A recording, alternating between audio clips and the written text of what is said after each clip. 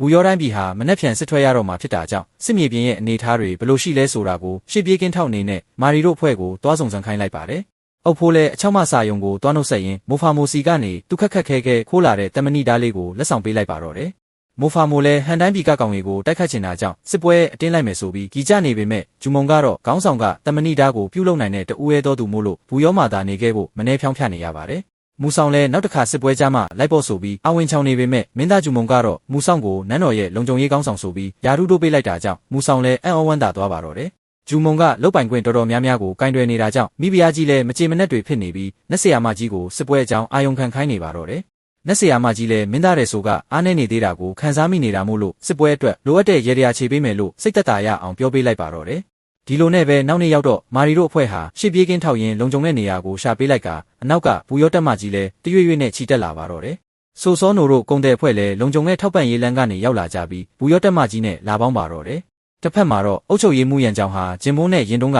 အင်အားနဲ့နေတာကြောင့်စစ်ကူတိုက်ပေးဖို့ပြင်ဆင်နေပြီးသူ့သမီးရှူလန်ကတော့အန်တရယ်ကင်းကင်းနဲ့ပြန်လာဖို့မှာလိုက်ပါတယ်။ရန်ကြောင်လည်းသူ့ရဲ့လက်အောက်ကတပ်ဖွဲ့များပြားကိုစစ်ကူနေနဲ့ခေါ်သွားပြီးဂျင်ဘုံနဲ့ရင်တုံးနားမှာတက်မကြီးနဲ့တွားပေါင်းကစခန်းချထားလိုက်ပါတယ်။ဒီလိုနဲ့တိုက်ပွဲဗျူဟာတွေဖန်တီးကြတဲ့အခါဂျင်ဘုံရဲ့အုတ်ချုပ်ရေးမှုဟာတမဏိမြင့်တက်နဲ့မြခေါ်ခိုင်းပြီးတစ်ကွင်းထဲဝင်လာမှခြုံကိုတိုက်ခိုက်ဖို့တိုင်ပင်နေပါတော့တယ်။ရန်ကြောင်လည်းငါတို့ရဲ့ထောက်ပံ့ရေးအဖွဲ့ကိုဂျူမုံကတိုက်ခိုက်သွားတာကြောင့်စစ်ပွဲကြာလာရင်ငါတို့ပဲအထိနာမှဖြစ်တဲ့အတွက်အုတ်ကြီးပြောတာကိုသဘောတူလိုက်ပါတယ်။တစ်ဖက်မှာတော့ဘူယောစစ်စခန်းမှာစစ်ပွဲရဲ့ဗျူဟာအကြောင်းဆွေးနွေးနေကြပြီးဂျူမုံရဲ့လက်ရွေးစင်တပ်ဖွဲ့ကဟန်စစ်တီတွေကိုဘယ်လိုတိုက်ခိုက်ရမလဲဆိုတာသိနေပေမဲ့ရှေ့တန်းတပ်ဖွဲ့တော်များများဟာမလေ့ကျင့်ရသေးတာကိုစိတ်ပူကြောင်းပြောနေပါတော့တယ်။ရောင်ဖိုကတော့တားတော်တို့ဘက်ကအင်အားများတာကြောင့်တခါတည်းအလုံးရင်းနဲ့ဝင်တိုက်မယ်ဆိုပြီးအဝင်ချောင်ပေမဲ့စစ်တူကြီးကတော့သူတို့ကိုရိတ်ခါကုံအောင်ဆောင်ပြီးအာနေတော်မှထွက်တိုက်ဖို့အကြံပေးလိုက်ပါတယ်။အဲ့အချိန်မှာပဲတမဏိမြင့်တက်ဟာတိုက်ခိုက်ဖို့ရောက်လာတာကြောင့်ဂျူမုံလည်းပွဲဥထွက်အနေနဲ့ကြီးကြပ်ဖို့သွားရပါတော့တယ်။စစ်မျက်နှာပြင်မှာတော့တမဏိမြင့်တက်ကတကောင်ဟာဘိုင်ဝမ်တီးဖို့ပတ်စိန်ခေါ်နေပြီးဒဲဆိုလဲဒေါသထွက်လာတာနဲ့နာယူကိုလွတ်ပေးလိုက်ပါတော့တယ်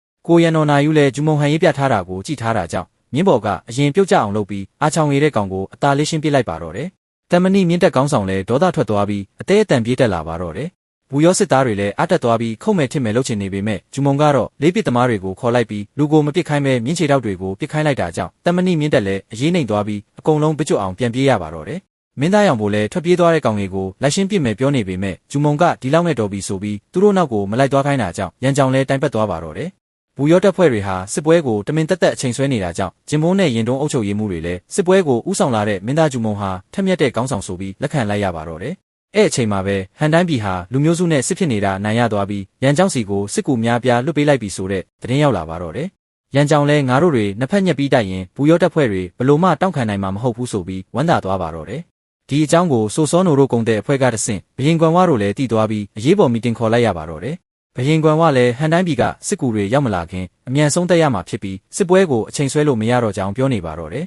။မင်းသားတဲ့ဆိုကတော့ဟန်တိုင်းပြည်ကစစ်ကူတွေဟာရန်ကြောင်စီလာမပေါင်းပဲဘူယောကိုတွားတိုက်ရင်တားတော်တို့တိုင်ပတ်သွားနိုင်တာကြောင့်စစ်ပွဲကိုဒီလောက်နဲ့ရက်ပြီးဘူယောကိုတက်ပြန်ဆုပ်ဖို့ဖြောင်းဖြတ်နေပါတယ်။အမတ်ချုပ်ကြီးကတော့စစ်ပွဲကိုတစ်ပတ်လောက်နဲ့အပြတ်မဖြတ်နိုင်ရင်ကျွန်တော်တို့ရှုံးပြီဆိုပြီးပြောနေတာကြောင့်မင်းသားဂျူမုံလည်းတားတော်တို့လက်ရွေးစင်တပ်ဖွဲ့ဟာမြပြစ်လေ့ကျင့်ထားတာမို့လို့လေကြောင်းကနေအသာစီးရနိုင်ပြီးဒီရက်ပိုင်းနီးလန့်ရှာပေးမယ်လို့ပြောလိုက်ပါတယ်။ပြောမဲ့တာပြောရတာဂျူမုံလည်းအစီအစဉ်မရှိပဲတိုင်ပတ်နေပြီးလက်ရွေးစင်တပ်ဖွဲ့နဲ့တိုင်ပင်ဖို့သွားတဲ့အခါမမျှော်လင့်တဲ့မြင်ကွင်းတစ်ခုကိုမြင်လိုက်ရပါတော့တယ်။ဒဲမူတပ်ဖွဲ့ဝင်ဦးလေးကြီးဟာဘာမှမသိတဲ့အလုံးလေးတွေကိုမိဘုံထဲပစ်ထည့်နေပြီးမိလုံနေတာကြောင့်ဂျူမုံလည်းသွားဆက်စုပါတော့တယ်။ဦးလေးကြီးလည်းသူတို့ဒဲမူတပ်ဖွဲ့မှာတော့ကညဘက်ချမ်းတဲ့အခါမိလုံဖို့ခေါင်းဆောင်ဟဲမိုစုကတီထွင်ထားတဲ့အလုံးလေးတွေဖြစ်ပြီးမိနဲ့ထိတဲ့အခါထပ်ပေါက်တာကြောင့်မိဘုံလို့ခေါ်ကြောင်းရှင်းပြလိုက်ပါတယ်။ဂျူမုံလည်းအိုင်ဒီယာတစ်ခုစဉ်းစားမိပြီးအဲ့လုံးလေးတွေကိုရန်သူဘက်အချမ်းကိုတွားပစ်ပြီးမိများနဲ့သာပစ်လိုက်မယ်ဆိုရင်သူတို့အနိုင်ရနိုင်ကြောင်းဆိုစောနိုနဲ့တွားတိုင်ပင်ပါတော့တယ်။ဆိုစောနိုလည်းအရှင်သားအကြံကကောင်းပေမဲ့လည်းအဲ့လုံးလေးတွေကိုရန်သူစီတွားပစ်ကြတဲ့အခါလန်တဝက်မှာသူတို့တွေရဲ့မြားချက်နဲ့အကုန်သေးဆုံးကုန်မှာဖြစ်ကြောင်းပြောပြလိုက်ပါတယ်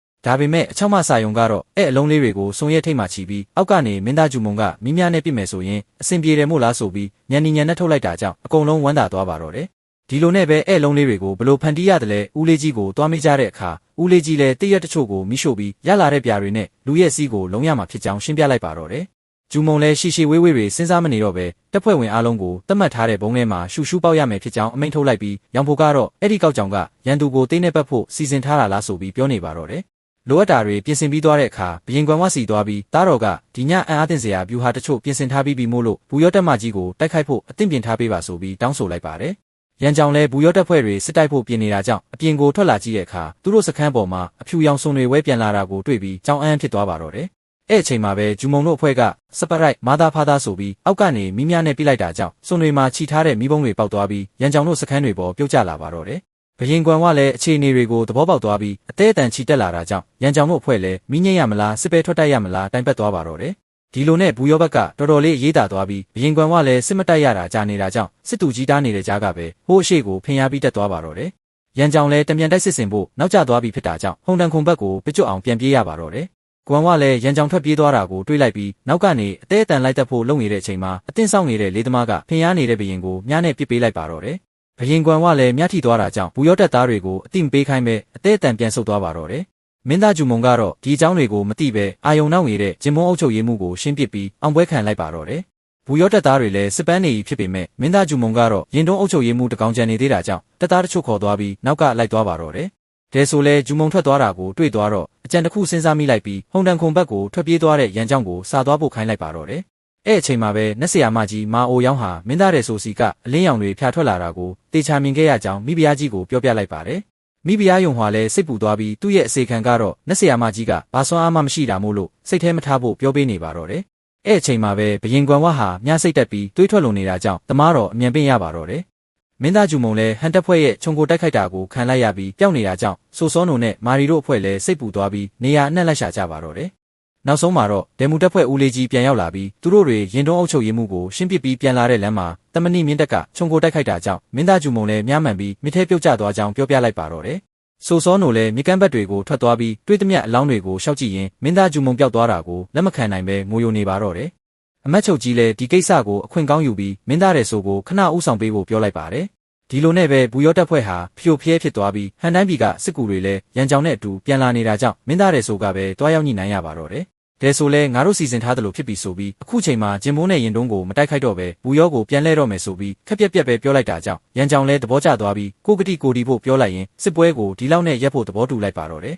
မာရီတို့အဖွဲ့လည်းမင်းသားတဲ့ဆိုရဲ့ဆုံးဖြတ်ချက်ကြောင့်အားမလို့အားမရဖြစ်သွားပြီးကိုရန်တော်နာယူကတော့ဒါကခေါင်းဆောင်မိတ်မို့လို့မလိုက်နိုင်ရင်စစ်ဥပဒေနဲ့အညီအပြစ်ပေးမယ်ဆိုပြီးဟိမ့်ဟောက်သွားပါတော့တယ်မင်းသားရောင်ပိုလည်းဂျင်မိုးနဲ့ရင်တုံးကိုအသာလေးသိမ့်ပိုက်နိုင်ပြီဆိုပြီးအားချောင်ရပေမဲ့ဒဲဆိုကတော့အရှင်မင်းကြီးတန်ရာရထားတာကြောင့်ဘူယောကိုပဲပြန်တော့မယ်လို့ပြောလိုက်ပါတော့တယ်နောက်တစ်ပိုင်းကိုနောက်နေ့မှတင်ပေးမှာဖြစ်လို့ဂျူမုံရုပ်ရှင်လေးကိုသဘောကျရင် AI Weekend YouTube Channel ကို like နဲ့ subscribe လုပ်ပေးခဲ့ပါနော်ဗီဒီယိုအသစ်တင်တိုင်းသိရအောင်ဘေးကခေါင်းလောင်းလေးကိုပါနှိပ်ပေးခဲ့ပါနော်အဆုံးထိကြည့်ပေးလို့ကျေးဇူးတင်ပါတယ်